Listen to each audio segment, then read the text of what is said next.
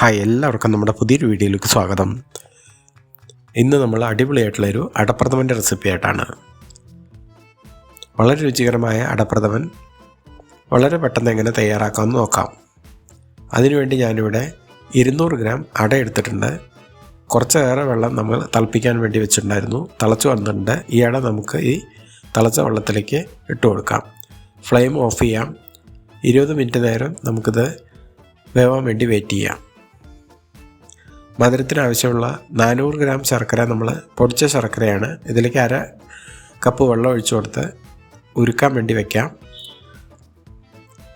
ശർക്കരയെല്ലാം ഉരുക്കി വന്നിട്ടുണ്ട്. നമുക്കിത് മാറ്റാം.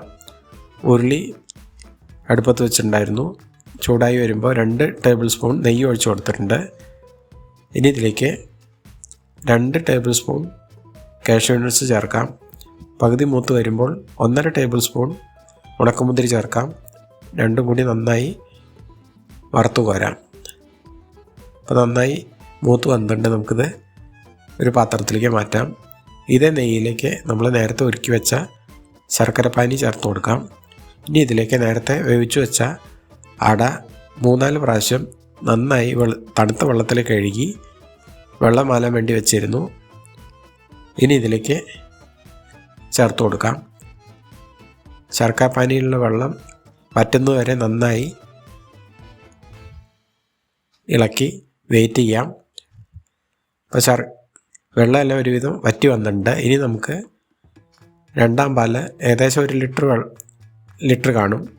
കുറേശ്ശെയായിട്ട് നമുക്കിത് ഒഴിച്ചു കൊടുക്കാം. 1.5 നാളികേരത്തിൻ്റെ പാലാണ് ഞാൻ എടുത്തിട്ടുള്ളത്.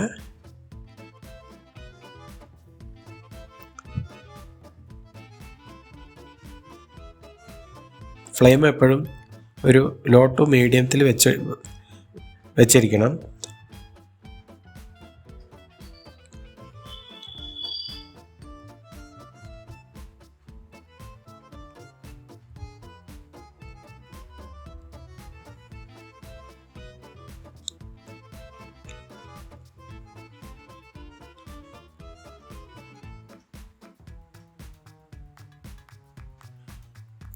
ഇപ്പം നമ്മൾ രണ്ടാം പാല് മുഴുവനായിട്ടും 1 ലിറ്റർ രണ്ടാം പാലുണ്ടായിരുന്നു. മുഴുവനായിട്ടും നമ്മൾ ഒഴിച്ചു കൊടുത്തിട്ടുണ്ട്. ഇതൊന്ന് നന്നായി തിളച്ച് വരണം. ഇപ്പം നന്നായി തിളച്ച് വന്നിട്ടുണ്ട്. ഇനി ഇതിലേക്ക് ഒരു 1/4 ടീസ്പൂൺ ജീരകം വറുത്ത് പൊടിച്ചതും 1/4 ടീസ്പൂൺ ചുക്കുപൊടിയും ചേർത്ത് കൊടുക്കാം. 1 ടീസ്പൂൺ പഞ്ചസാരയും ഏലക്കയും കൂടിയും പൊടിച്ചതാണ്, അതും കൂടി ചേർത്ത് കൊടുക്കാം. എല്ലാം കൂടെ നന്നായി ഇളക്കി യോജിപ്പിക്കാം. അപ്പോൾ പായസം അത്യാവശ്യം നന്നായി കുറുകി വന്നിട്ടുണ്ട്. ഇനി ഇതിലേക്ക് നമുക്ക് 1-ാം പാല് ചേർക്കാം. 1 കപ്പ് 1-ാം പാലുണ്ട്, ചേർത്ത് കൊടുക്കാം. ഫ്ലെയിം ഓഫ് ചെയ്യാം. ഇനി ഇതിലേക്ക് 1 ടീസ്പൂൺ നെയ്യ് ചേർക്കാം.